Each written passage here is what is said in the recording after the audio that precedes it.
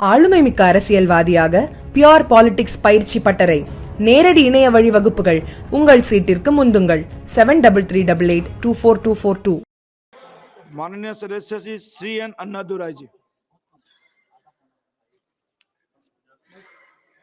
Sir மாண்புமிகு அவைத்தலைவர் அவர்களுக்கு வணக்கம்.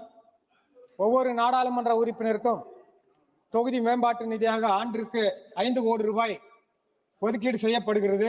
இந்த 5 கோடி நிதியில் 4 கோடி மட்டுமே வளர்ச்சி பணிகளை தேர்வு செய்ய முடிகிறது.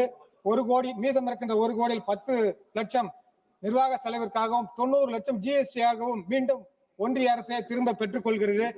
6 சட்டமன்ற தொகுதிகள் 20 லட்சத்திற்கும் மேற்பட்ட மக்கள் வசிக்கின்ற ஒரு நாடாளுமன்ற தொகுதியில் 4 கோடியில் எந்த அளவுக்கு வளர்ச்சி பணிகளை மேற்கொள்ள முடியும் என்பதை தெரியவில்லை.